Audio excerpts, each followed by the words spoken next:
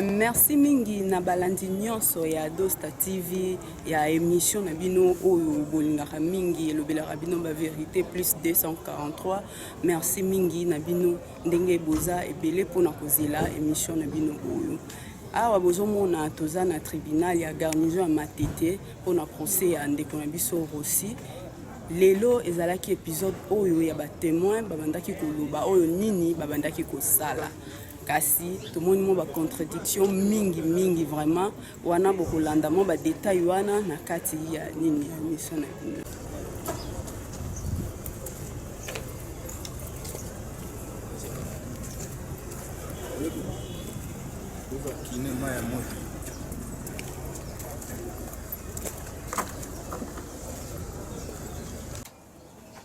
Gardez vous.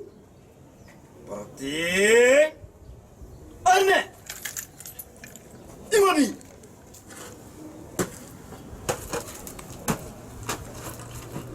Monsieur le président du tribunal militaire de garnison Kinshasa Matete, distingué membre de la composition, mon major, la police d'audience est rangée pour vous rendre les honneurs et vous présente le prévenu qui comparait à l'audience de séjour. Commandant la police d'audience, adjudant-chef Mickey Maten. L'audience de séjour est déclarée ouverte à mon pied et... Avant le major.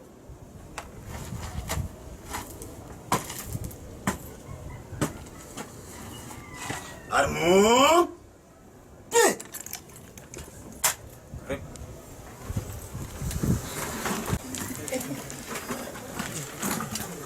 Lundi 17 septembre 2018, dans la salle habituelle de ces audiences, dans l'enceinte de la cour militaire de Kinshasa Maté. 6, 7e rue numéro 15 bis, quartier industriel dans la commune de Limete. En cause, l'auditeur militaire des garnisons ministère public et partie civile. Code, le prévenu brigadier en chef Tokise Kumbo Gérard. Affaire en continuation. 1. RP numéro 0847-2018, RMP numéro 63-13-WBG-2018. Le prévenu est poursuivi de violation de consignes et meurtre si la personne de C. Rossi Mukendi Chimanga. Fait prévu et puni par les articles 113 du Code pénal militaire et 43-44 du Code pénal ordinaire livre 2e.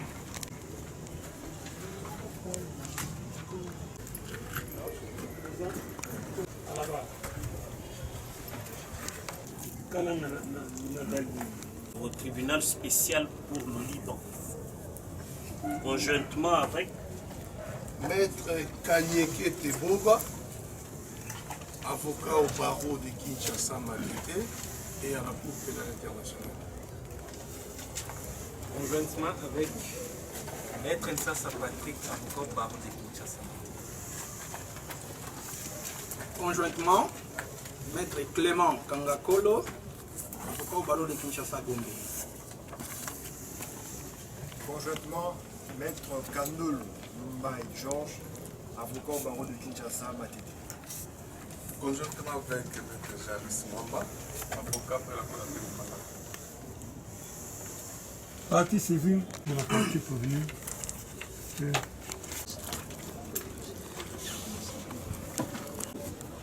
Commissaire supérieur adjoint à la main. Kabé témoigne.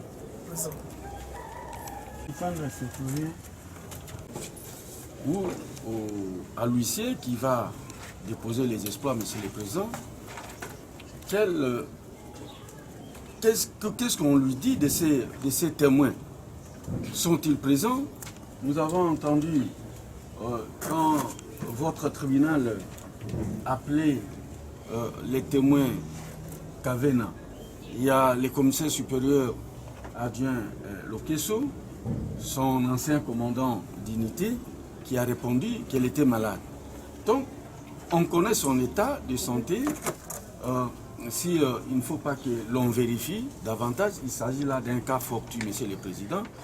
Mais c'est le greffier qui doit, ou l'huissier qui est appelé à instrumenter, monsieur le Président, qui doit préciser à votre tribunal sur la situation réelle de ces policiers. Et à partir de ce moment-là, monsieur le Président, le ministère public saura quelle attitude prendre. Soit il faut faire application de l'article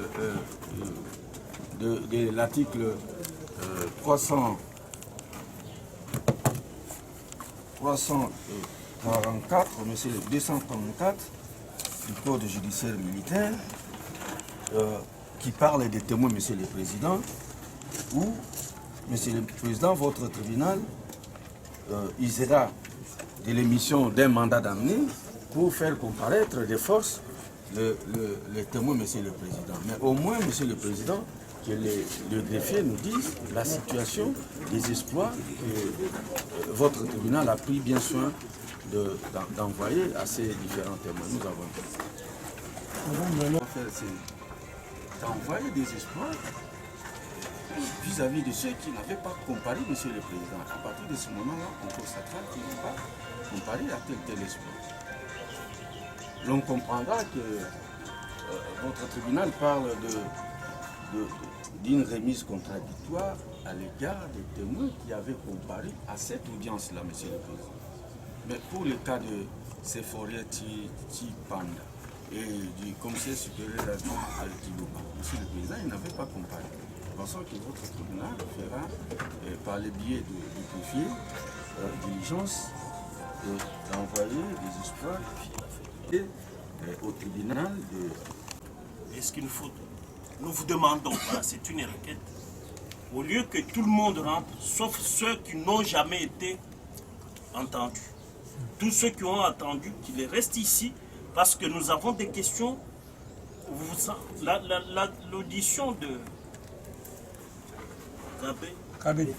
Kabete a révélé beaucoup de choses qui contredisent et les témoignages du commissaire supérieur adjoint, disons les déclarations de Tokis, les déclarations même de Doudou, donc nous aimerions, même de Alexis.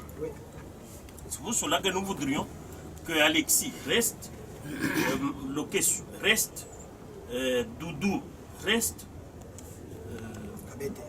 même l'autre là, Badini Yezu.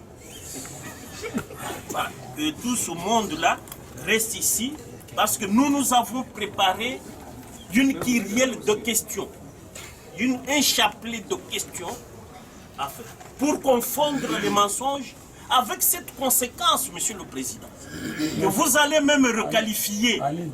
Oui, c'est-à-dire que les questions que nous allons poser feront de ces témoins des prévenus, pas pour le meurtre, mais pour l'assassinat. Et là, franchement, nous sommes bien préparés aujourd'hui pour que ce dossier prenne son envol aujourd'hui. Alors il faudrait que ceux qui ont déjà été... Question et le civilement responsable aussi pose. Juste avec les questions, faire comparaître les deux témoins, c'est-à-dire les deux qui... Parce que si on a fait comparaître le prévenu Kabete, c'était pour savoir combien de munitions il avait, le témoin, combien de munitions il avait doté aux trois policiers, dont le prévenu. Donc, après Kabete, le prévenu, le conseil du prévenu va poser des questions. Il termine à poser des questions. Dès qu'on termine avec lui, et la partie civilement responsable, là, si vous avez des préoccupations sur les témoins qui ont déjà défilé, ils vont encore défiler. Parce qu'il faut dire non qu'ils restent là-bas, là on n'avance pas. Même que les avocats du prévenu posent des questions à Kabete, nous avons des préalables à soumettre au tribunal et je pense que ça permettra même les avocats de prévenus peut-être de reposer d'une autre manière leurs questions et permettre une bonne lumière dans le dossier. Donc ce sont des préalables que nous voulons soumettre au tribunal, c'est une demande. Que le tribunal nous permette d'expliquer un peu ce qu'on a comme préalable et puis voilà, les avocats c'est dans un exercice au précédent prévenu Tokis. Il venait Tokis. Il y a pas d'exercice. La Pressina Doudou. Combien 10. 30 minutes. Le rétablissement de l'ordre. Nous pensons que le chef de peloton n'est pas sa première opération. D'habitude, les policiers qui vont aller avec dans cette opération-là sont dotés à partir d'où? Parce qu'il n'est pas sa première opération déjà. Le 25. À partir d'où? Nous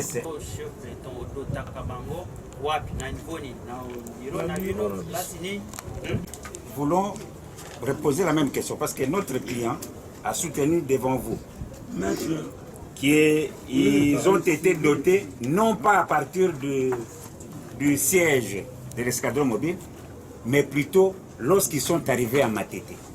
Alors, nous rétorquons encore une fois. Notre district, donc à partir de Matete, parce que c'est de là qu'ils ont eu l'information. C'est ainsi que je pose la nouvelle question. En quittant Rond-Point, le chef peloton était au courant déjà que ça bardait au niveau de Soussiat et Molo. Ou lorsqu'ils sont arrivés au niveau du district, qu'ils auront reçu cette information-là.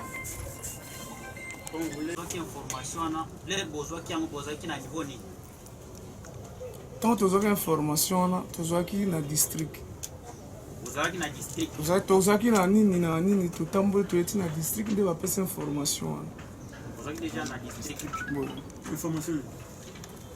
N'est-ce pas seulement que vous avez cette information, vous avez accompagné, vous avez doté, vous avez dit, vous avez district pour major, vous avez besoin de mati et pas. Donc, dotation, je suis sur place. Na rond-point ngabo. Surtout quand tu bimi, tu es dans le district. Dès major à côté na colonel, na solo ba solo ngwa tu habité, dès tu es informé ba lo bana ke tu kenda sur wapi wapi. Ça bon. Dans son peloton là, il y avait combien d'éléments? Il y a 12 ou 13 personnes tous à la. Voilà. Ils étaient entre 12 et 13. Est-ce qu'il peut expliquer au tribunal les choix opérés par lui de ne doter que les 3? Oui.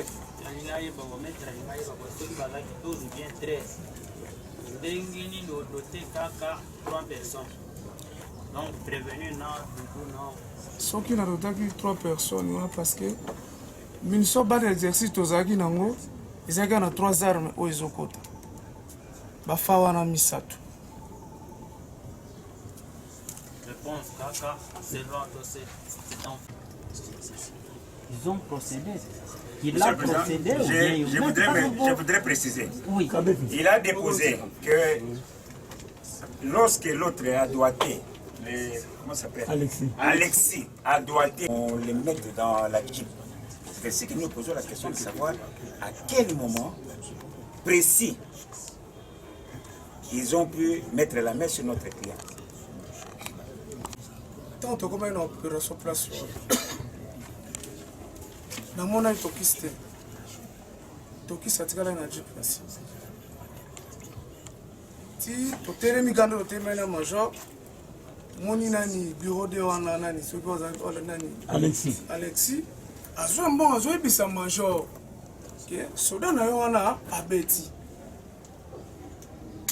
C'est pour ça que major Abino, major Abibo Kanga, il y a mon major, tant Abibo Kanga, il y a mon accompagné dans d'autres Tokis, à Kangi, tant à Kangi, à Pessi sous arme.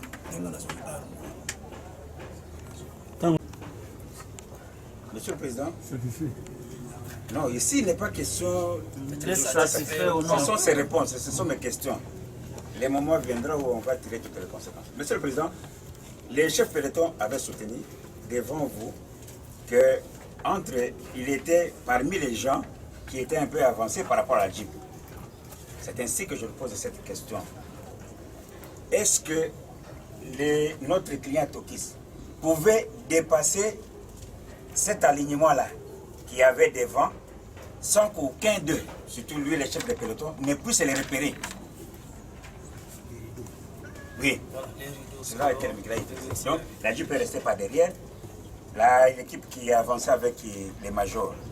Est-ce que les prévenus pouvaient les dépasser sans que lui, le chef peloton, ou les majors ne puissent remarquer qu'effectivement devant, parce que je suppose qu'ils étaient habillés en uniforme, qu'il y avait un élément qui était en uniforme qui les a légèrement dépassés. Est-ce qu'ils ne pouvaient pas remarquer, parce qu'ils avaient fait une sorte de cordon là, où tout ce qui pouvait passer de côté était remarquable. C'est pas votre question.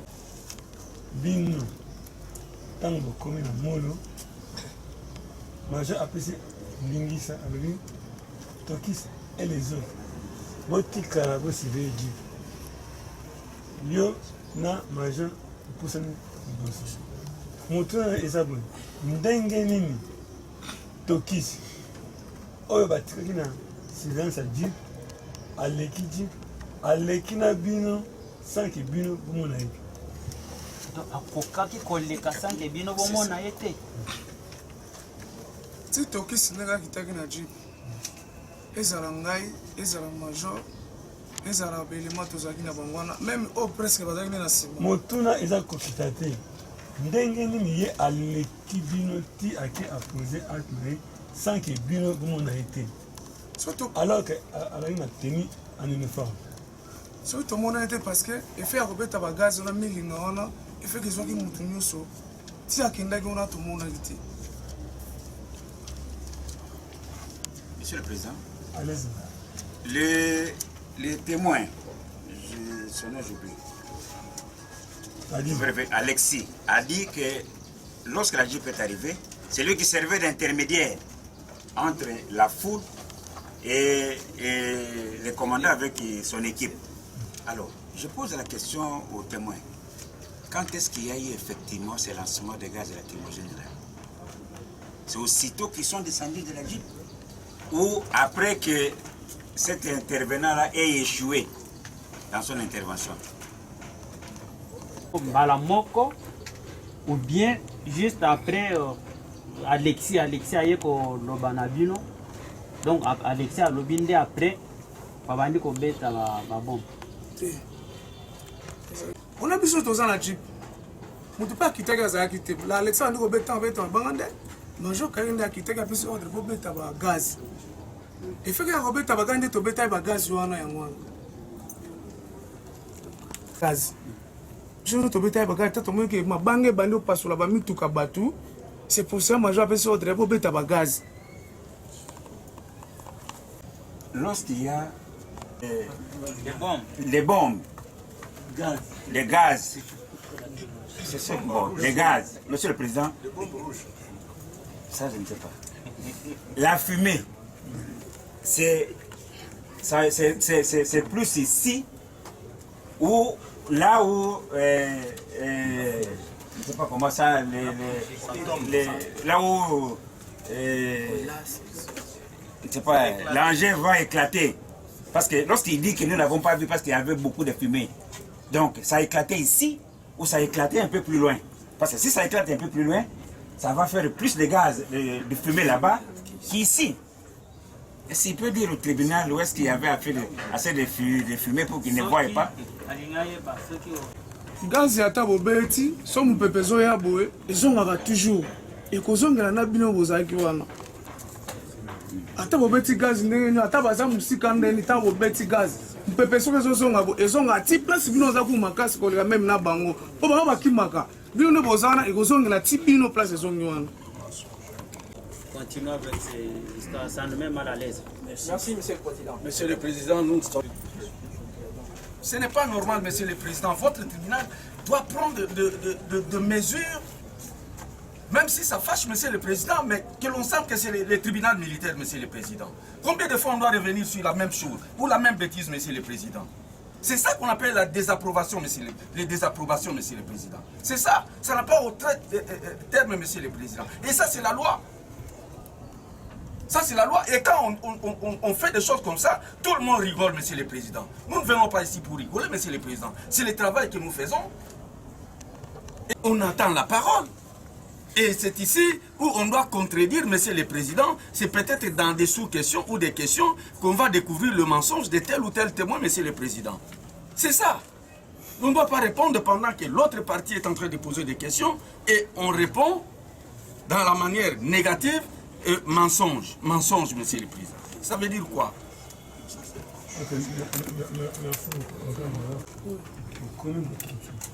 Na opération Israël combien de temps?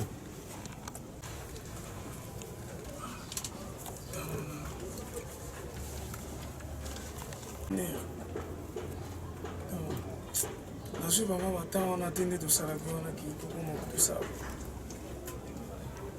Maison. Vous savez nini exactement en tant qu'imitateur intervention. Tout to ko beta to beti. Et les gars qui même à minute c'est belete tout monde kaka nani wana zo yao soudan na mino wana Alexis. Alexis. Oui. Ni azo ya mbangu. Azo ba kita soudan wana abeti. Non ba ina. Forcément nazo ba RT o ezaki on attend wana poto na yeba ba temps wana. Mais comment c'est maintenant vous avez imité internet. Oui. Monsieur le Président, je voudrais que les témoins puissent réagir par rapport au témoignage d'Alexis. Parce que apparemment les deux ne disent pas exactement la même chose. Alexis a dit à votre tribunal que les prévenus étaient juste devant le portail et que c'est au moment où la victime voulait fermer ce portail-là de l'église qu'il a vu tirer. Le témoin ici vous dit que Alexis a doigté. Alors, je me pose la question de savoir, entre le portail de l'église et l'endroit où Alexis a pointé notre client, en termes de mètres, peut-être ils ont toujours des difficultés pour dire si c'est à combien de mètres. Est-ce que c'était tout près de ce portail-là ou un peu éloigné vers là où ils étaient?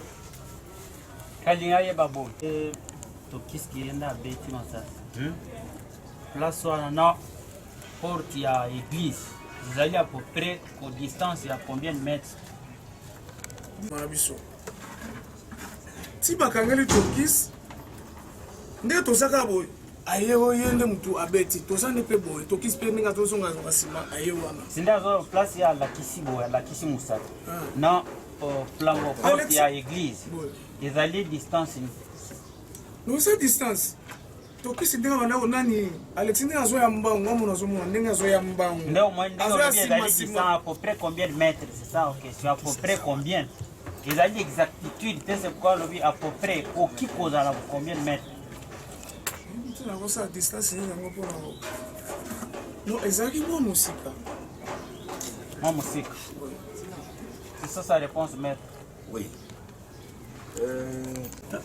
Yo omoni tokisi. Azo zonga sima. Non, yo omoni kena zongani. Et fait que major solo ba ke kanga ye mo major akomeli ya la nzoto asani ni akangi abotoli arme. D'exercice ou de réel. Quel genre de munitions que lui avait doté à Tokis? Munitions nino pesa qui odota qui à Tokis. Balle d'exercice. Ou pas? Et bon magaté parce que ça n'a gaz. Merci pour une question, c'est une réponse, monsieur. Là, je suis sûr de balle d'exercice. Est-ce que Toki savait si... Lui d'abord, comme chef de peloton. Est-ce que ça peut lui arriver, lui, d'être à la foule de la population et que la population ne peut pas quand même faire quelque chose à lui? Et lui, le témoin, tu nous parles que non, là où était la population, jusqu'à la grille de l'église, c'était difficile quelqu'un puisse accéder là-bas. Alors moi, je pose la question, est-ce que lui, s'il était lui à la place des Tokis, il peut se retrouver à la porte là-bas, entouré de la population et sortir sain et sauf?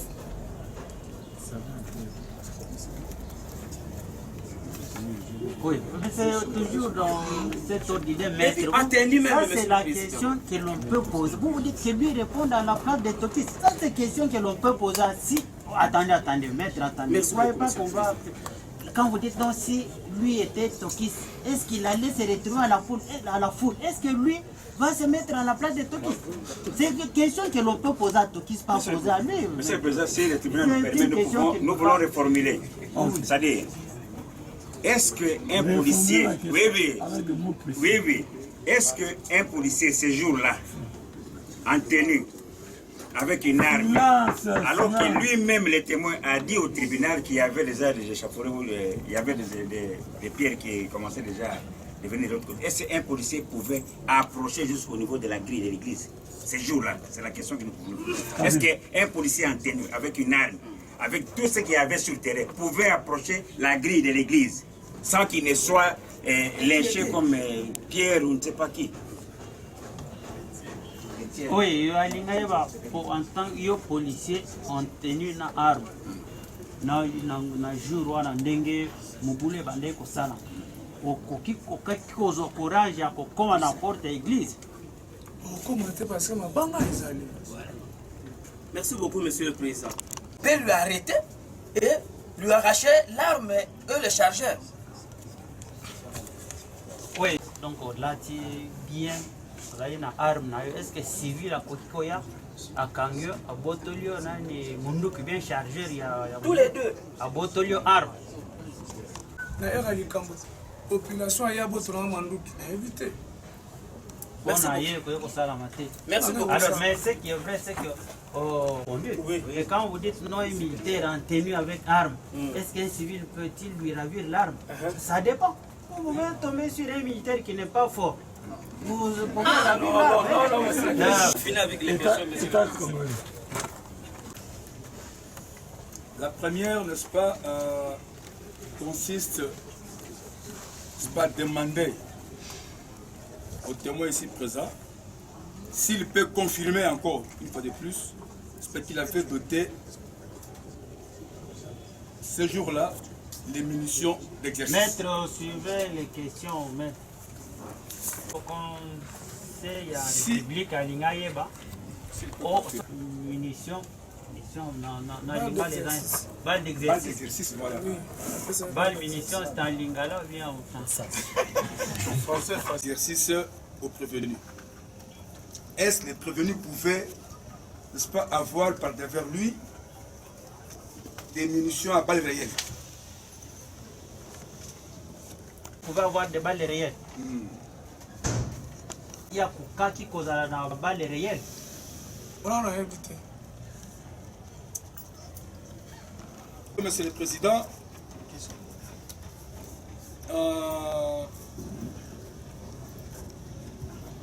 voilà. Est-ce le témoin était-il au courant de la détention par les prévenus des munitions à balles réelles? Est-ce que yo yebaki que Tokis azaki na ba balle réelle? Yo yebaki? Ça veut pas. Monsieur le Président, une autre question. Est-ce, n'est-ce pas, il a dit tout à l'heure ici que, en fait, ce n'est pas, il avait doté seulement à 3 policiers les balles d'exercice. Parce qu'en fait, n'est-ce pas, il n'y avait que, n'est-ce pas, les 3 hommes détenus par les prévenus, qui est Doudou et Badini Yesu. N'est-ce pas, en fait, ces armes-là ne pouvaient contenir que les balles d'exercice. Alors, est-ce les armes, n'est-ce pas, qui détenaient les prévenus ici, est-ce qu'elles pouvaient-ils contenir encore des balles réelles? Par rapport, n'est-ce pas, n'est-ce pas, pouvaient, n'est-ce pas, encore contenir des munitions à balles réelles?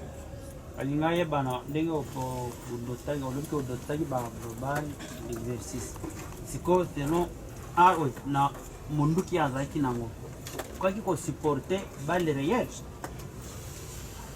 non a doté ba balle d'exercice sinde azoloba boy balle d'exercice yo pesa qui est selon arme ya azaki nango n'est-ce pas na balle wana est-ce que na arme wana balle réelle ekukati pe kokote on a évité on connaît pas qui s'assoit, ça se retrouve dans un autre rapport médical. Mais le rapport médical que le ministère public détient et la copie dont l'original est versé au dossier ne parle jamais d'une balle réelle telle que reprise par le médecin.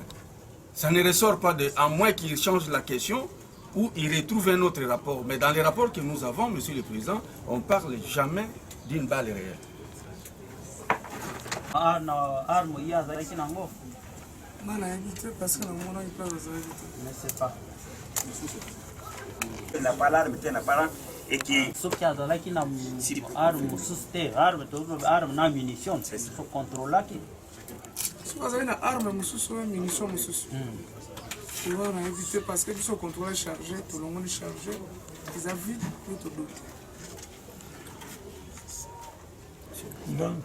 Oui, votre question, vous aviez posé la question de savoir, à part les armes qu'il dote. Vous s'assurez que eloko moko te eza na kati. Parce que koki koki kozala pe eza na kati. Comment yo koki kozala si parce que tant vous avez ko narrer awa version de fait na yo, odotaki bango munitions au vérifier qui. Maintenant tango bato bazali kolo ya mutuka. Yo odoté bango munitions. Ngongani nozwaki temps ya ko vérifier que munitions odotaki bango na mundu kezaki na munitions misote. Avant on peut se arme c'est une mesure de sécurité na pesi yé pas sali. Parce que arme bongo tozuka arme zumba mongo sa mesure de sécurité te. Na sali yé pas zui a sali. Ba monter na jeep. Bango nyonso nde bazao. Bon, na mundu ki soko lobere bobolo e bobolo ngi kolobani. Et beta raté. Donc on va que manduki oyo zalaki nango na kati ya mutuka. Oyo dotaki batu na yo. Et beta raté. Moi ils appellent la munition te. Buziwana. Yango za ebobolo za ne lobote mais ba akawana soko cha munition e ko beta.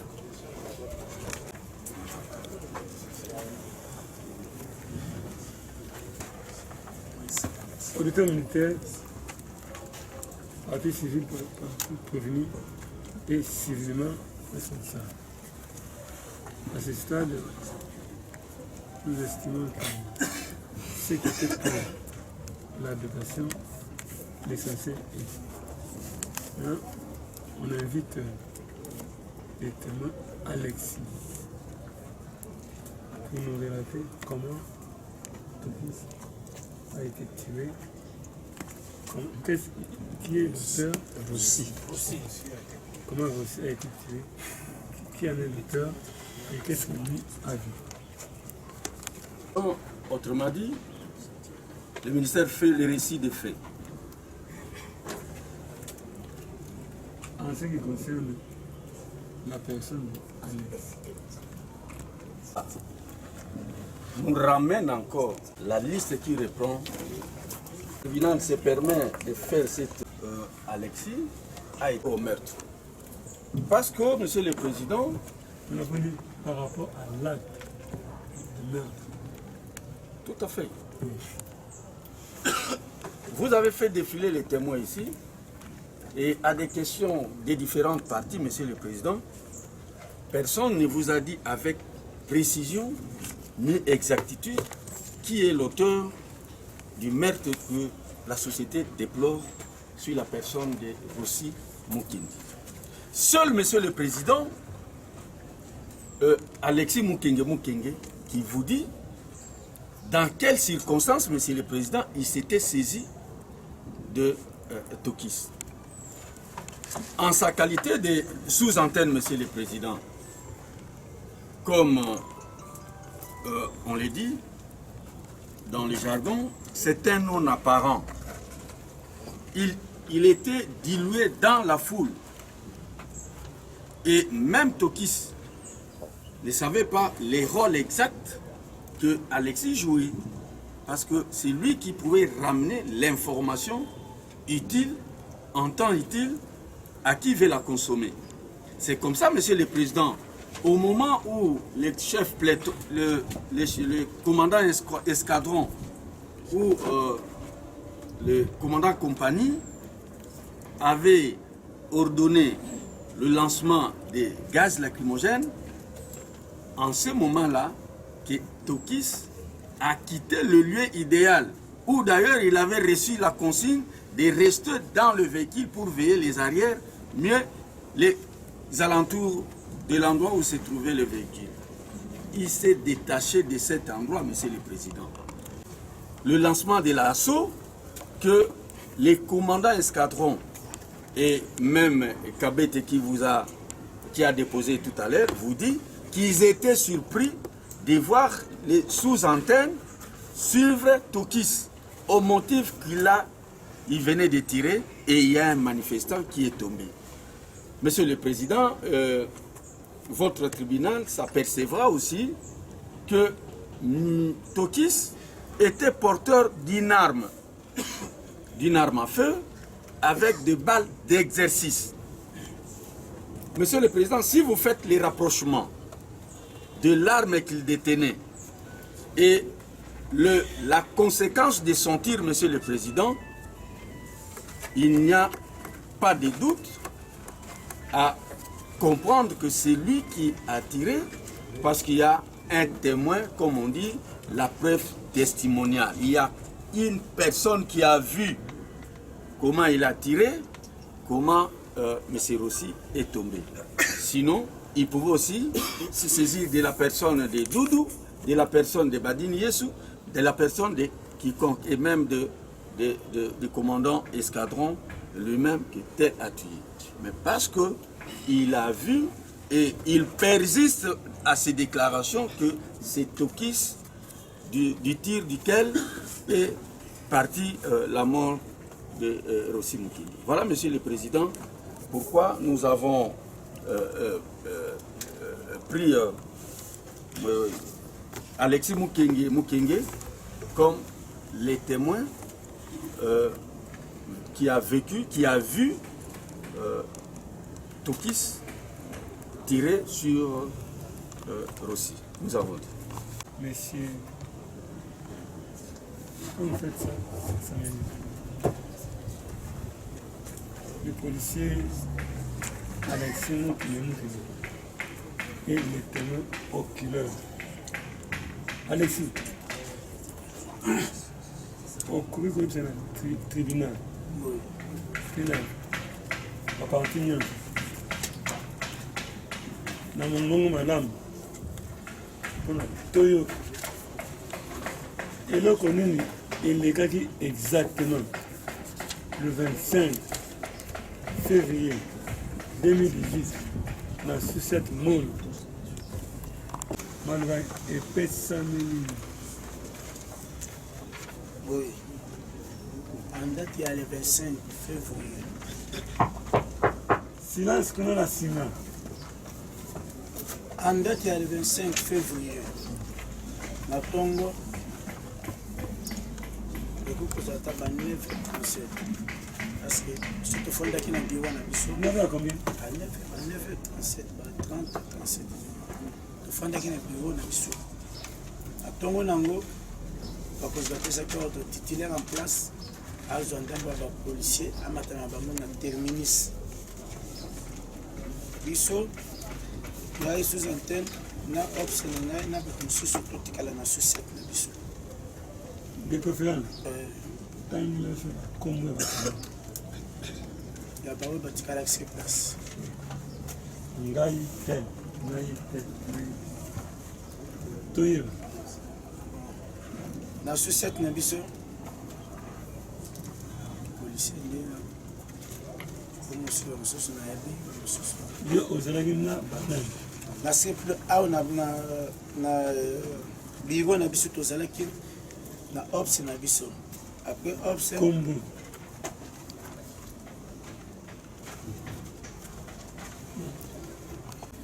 kala ops na biso na keke cinéma fandi donc kaka jipe zoya eloko eleki nini ntango tofandi na kati ya biro tomoni bamanifestant baza na kote ya katholike ntango baza ya katholike bazozela ke ntango mese ekosila sango soki akopesa oyo batambola soki akopesa oyo batambola te bango batondi liboso ya katholike biso mpe tofandi mpa na biso ezali ni bango bayaki kotumbola biso te biso mpe tokende kotumbola bango te tozotala kaka bango bango bafandi na bango na katolike na bango bazozela ordre ya sango na bango mesi soki esili basali ekobaka kosala biso mpe tofandi tokimala moko wen jipe ntango jipe ye etelemi liboso na la polise ntango bamoni kaka jipe intervention ye bamoni onescadon ajokari akasi neti ke bayi komenase bango nani natomboli mosapi ayebisi bisiko tofandi awa bamanifestant baye pa na biso te biso mpe toke pa bamanifestant te ajo atuninga desordre ezosalema na bi desordre ezali awa te bango bafandi kuna na katolike na bango bazoyema banzembo na bango tokende oyo tokende te azozela eloko nini bango ndenge sango akopesa ordre mais mpa na biso awa eloko eza te kimi ezali bango baza kuna biso baza kototoki mpe bango te estce lokola bamoni yo ye bazokasi neti ke okokaza kopermettre ke ngana kosala bisala bango bazali parceke ngai nde moto aza moto ya secteur mpona koyebisa bango ke ajo karim aye komenase bino te bomoko eza te aza kosala contrôle na tour na ye abisava ekolo eza sous antenne parce que nazalaka toujours antenne se yo avancé nga moko na avancé natiki bango nyonso na biro na avancé ti nakomi na katolike nayebisi bango basangalaki bana nga bana lemba bamosusu oyo bayebaki nga wana ebise bango na liboyi moni ndenge baye major kari na ye aye komenase motu te bofanda kimia bozela ntango sango bakosilisa disposition nini bokozwa soki bokosala ndenge nini mais aye komenase motu te na moma ntango nazoloba bana nga bayebi na bango ngai te oyo bayebi nga mwa ndambo bana ya super ya terminus bisika nasalaka ntango nga nazoloba nga na telemi boye bango siko bana nga babandi mabanga ntango bandi mabanga nameki kozonga nsima nazongi nsima mpona kobombana na porte ya katolike nde noki nsima alaso nga nazongi nsima ata mabanga ebali ezonga siko bakoboma mabanga ebali nazongi pembeni ya mire ya katolike aporte matie oki nsima alaso bango nyonso basopani bagaze ebali ntango bagaze ebali bango nyonso bani sikoyo na kati ya katolike eza le qualification ezali nzela ekoti nzeleki tout droit nga sikoyo natemi na porte eza bana nga bayebi ngai eza ndenge nini te bango bato bayaki na jipe bayebi mpe ngai te ngai natemi sikoyo na porte ya katolike na ntango deja bapesi ala so bango baye eza na groupe bakotaki na kati ya katolike eza na groupe bakendaki tout droit eza na groupe bakotaki na nzela ya kokota na se na groupe nzela mosusu akokende ajo karin ayaki na bato na ye azobeta bagaz bamosusu bamati tout droit bamosusu bakete bamosusu bakeba siko ngai natelemi kaka na mire ya katolike otango natelemi ntango bato bakimi porte baoyo basalaki na katolike baye mpo bakanga porte wana ntango bajo kari na ye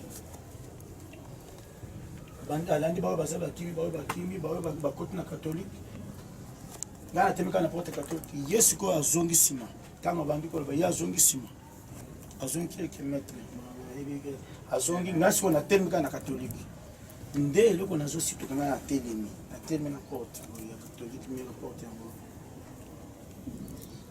ndeko oyo azalaki pembeni na po totelemaki na eboye azongi sikoyo merci bozi azoya po akanga porte donc ntango azoya akanga porte nde merci oyo abeti ebala wana azotala mpenza boye namoni moto amisimbi akikoya ndemba na baluki natali ye nayebisi ye omoni eloko osali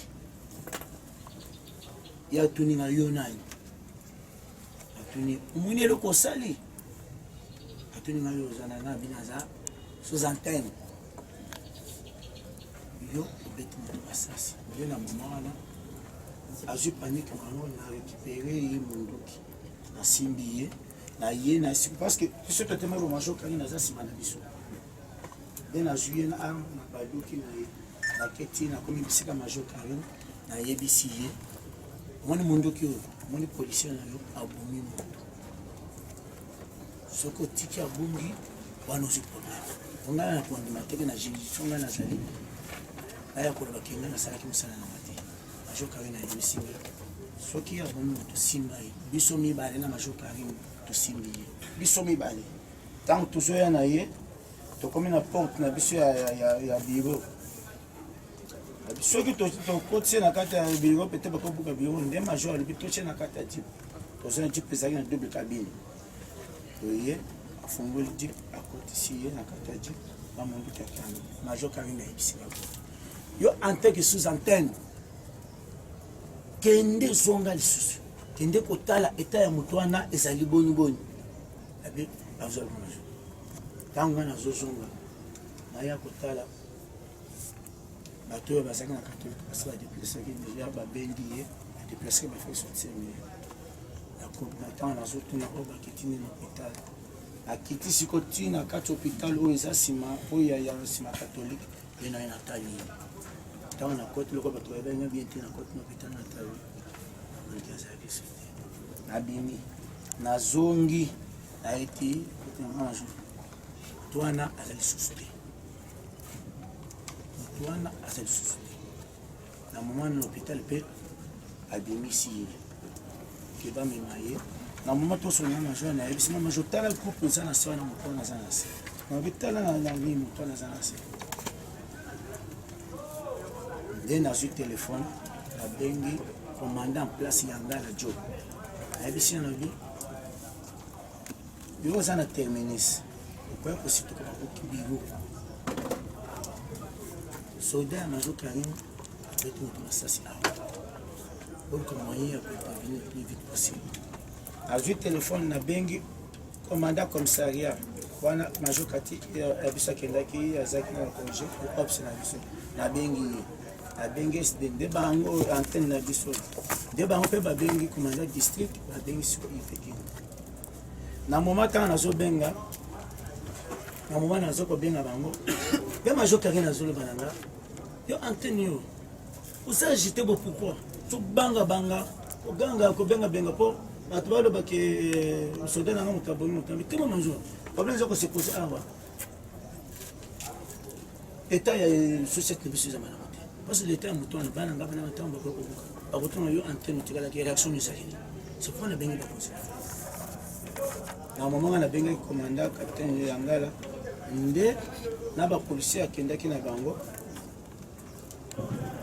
na terminus abengi mpe bato bazalaki bango soki baye donc 30 à quelques minutes donc à quelques minutes basi moto basi babete moto masasi bakei na moto nde baye bakuti evenema ezosalema baye akoya ata 30 à 45 minutes ayaka so babengi biso basondengisaki bakomi oyo abengaka oyo abengaka otiti baye kokoma ntango bakomi bakuti evenema desordre ezosalema déjà bana nga bana banini bazosika désordre kaka babuka biyo policier bayaki ntango bakendaki kuna bakendaki quelques policiers parmi na kati ya policier oyo bapolicier bakendaki na policier moko babengi nkoi oyo basitaki oyo policier wana aye koya bango baye babandi kointervenir ntango babandi kointervenir biso mpe tolembaki te tocontinue tozongi te nazongi mpe lisusu na kati ya desordre wana nazongi te na kati ya catholique moke général aye ntango général aye jean kasoma komi ayaki na pd adjoint ntango général azokoma kotinga na termination na katoke na telemi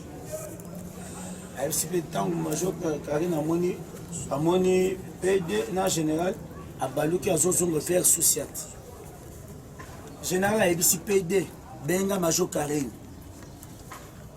bamona bimi major baza kobenga pa général atalaki société akei ti na biro akomi na biro na biso nde bisika azwaki policier wana oyo nkoi atelemaki na porte ya biro na biso na polise ngai natika na général tokoti mpe na kati ya lopango na général basango bandi kospire événement ndenge kobima oyo tozobima na général ngai mpe ngai kaka nazaka pembe na général bo nde nazoboka miso namoni policier wana baoyo bayaki intervention bakangi ye pa major karine bato mbata basimbi ngai moko nasimbi général na maboko ngai moko nasimbi général na teni ngai moko nasimbi général na teni moi général abaluki ateli ozanga bade moto oyo abete nani abandi koexplike na l'action moni policier bakangi wana aza policier abomi te policier abomi nakangi ye na arme na ye aza pa major karine mais namoni major karine akekokanga policier oyo abomaki te ngai mwana nasimbi major na général na nerabi apesi nga na disposition ya pd alobi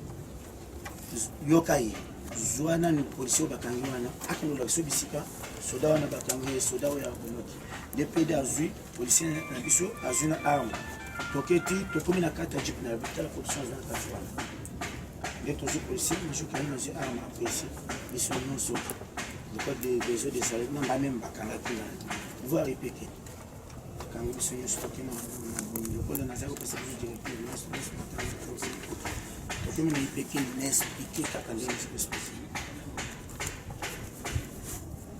na esui pd bazwi arme oyo ya policier na biso bazwi na arme oyo ya ye basali ndenge wana basalaka après déclaration na pd alobi basali mosala na ye basali mosala na ye j'étais libéré après 45 minutes mosala na sala bazozonga ntango bakozala na besoin na nyonso kozala wana na préparation justice mise etikali tokontinue ndenge ezoli nakoyebala namonaki mesi policier oyo oyo abetaki masisa arme nga namonaka aza na arme aka afa aka 47 donc vous confirmez que yo omonaki ye a utilisé arme aka ok nga mona moto tote arme na maboko nasimbi ye na arme nake napesi na oyebi arme aka eza ndenge basimbi wana polisi jeune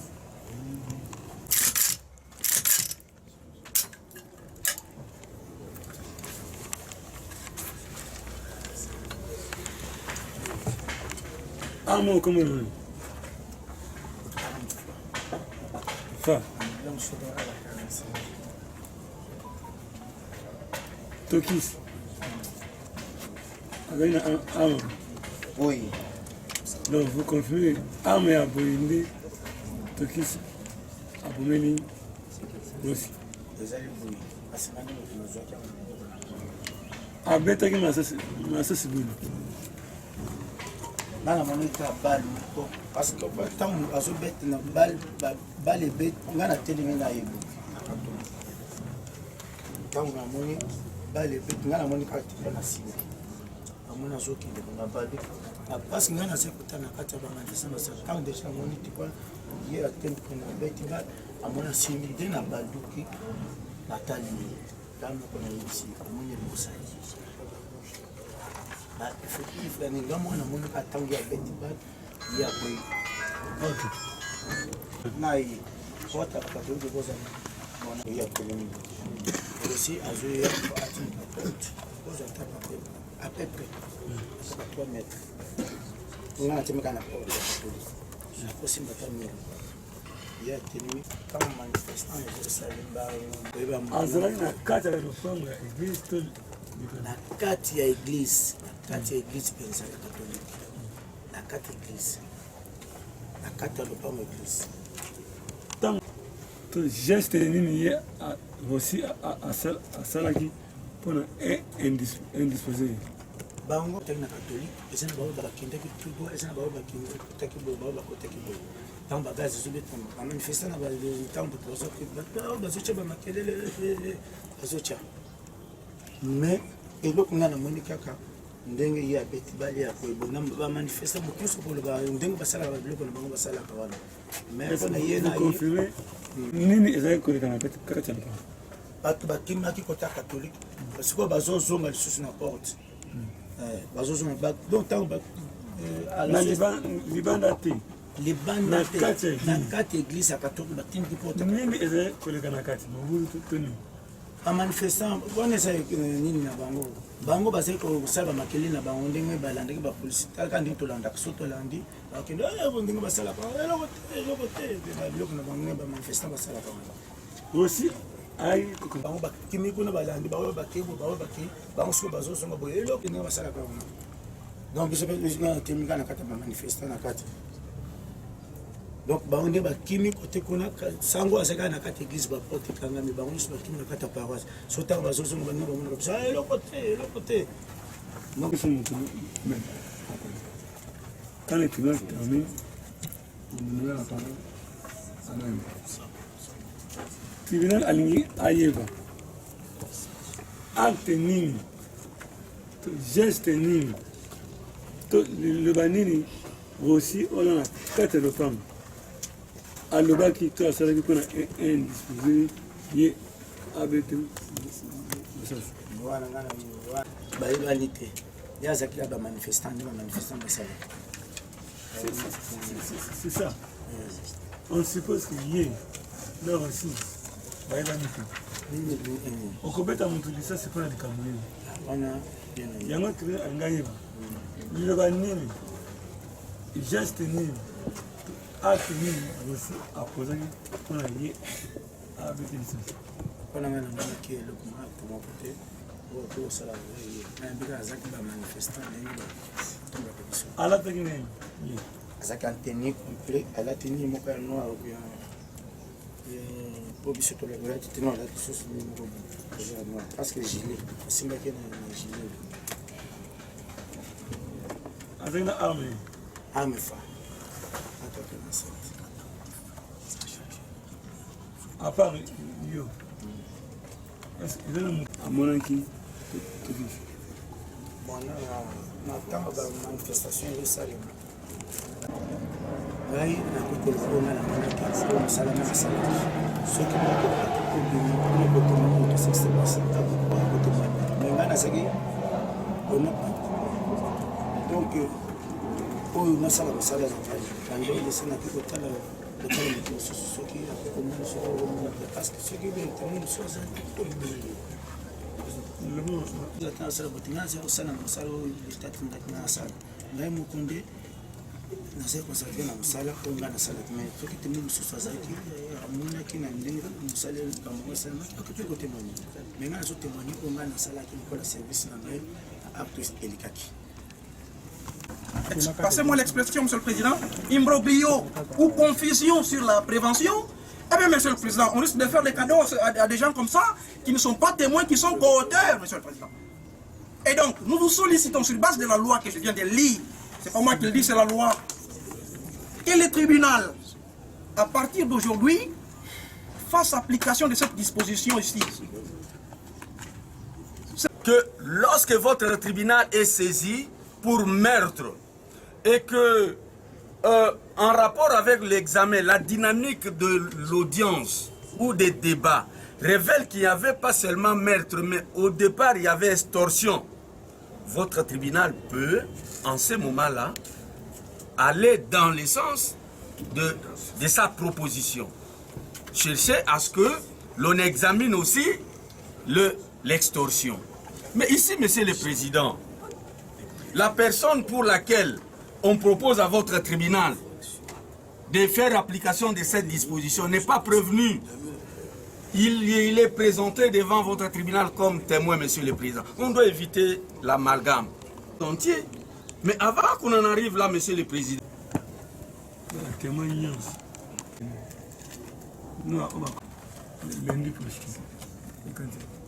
24. Lundi le 24.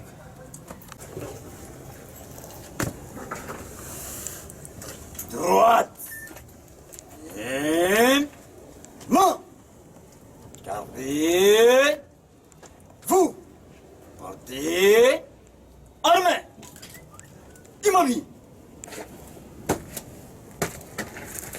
Monsieur le Président du tribunal militaire de garnison Kinshasa Matete, distingué membre de la composition, mon major, le date de séjour élevé. Le date de séjour élevé à mon pied et avant le major.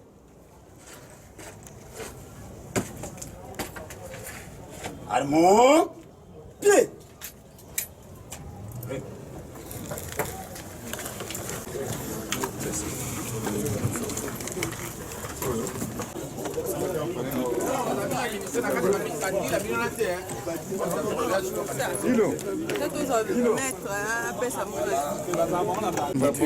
oza maître ya partie civile moma motuna na biso ezali par rapport ya audience ya lelo ndenge eleki par rapport ya batémoin ndenge babimi balobi oyo balobi wana maintenant bino etant que partie civile mwa réaction na bino eza nini par rapport ya wana. Merci pour la motuna na banze que Olandi audience malamu ba témoin va comparaître mais to relever quand même ba moins incohérence moko entre maluma bango o balobi awana oyo balobaki tango basambaki pa ministère public. Bon malheureusement tozi ngonga mingi te pona kutuna bango mituna wana na banze que lundi koya to kutuna bango mituna mais déjà ba incohérence eza moi ebele. Bon, d'après Bino, vraiment, Bozo, mon achit, on est cause à chute dans la musique, dans la musique, et parce que même, c'est là que Sengeli va tout bailler bas. Mais quand yo y pour éclairer tribunal, Sengeli Oluba, c'est Oluba vérité. Parce que yo so déposé que les bosso. Ceux qui ont un tribunal, bandi ko makamusu so yo Oluba quitter. Quand il y a un faux témoignage, parce que là on peut infraction. Nde na moni peut-être sika oto ke nosukla na bango yango wana parce que ba mususu peut-être bazo kanta ke zama siki bezama sekete ozo la masekete ozo la musana biso to ngito yeba réellement eloko lekaki na date wana le 25 hein nini lekaki nini selaki ke mwana mboka aussi akufaki na ina bomaki akufaki na condition nini ozomona parce que awa olandaki alobaki que commissaire provincial alobaki que Kolwane zaki décrété zéro mort, c'est-à-dire mutakufa te mutakufa kufinenge ni. Basoda nyonso bazalaki mukolowana. Nana zaki na oyo babengi balere, c'est-à-dire que oyo kokopesa liwa. Alors que mukolowana isengelaki mutaza na miniso wana te, mais akufa ki ndenge ni. Moni mituna ya mboza mwa ebele que ndena lobi tozana mwa musika na tokona permettre. Merci. Merci bien. Merci pour vous alaki ebele na pour kolanda émission na bino vérité plus 243 yango wana tokomi na suka ya émission na biso bomoni ba vérité bolandi ba témoin comment ba lobby onyo surtout bazokotana biso toza na commentaire mosusu akotia te ezangai Hélène Akendi la fille à papa badosti nyonso na pesi bino mbote mingi na sima ya caméra tozaki na Ishubo ika donc tani bino mbote na patron na ngai Dosta na live fort.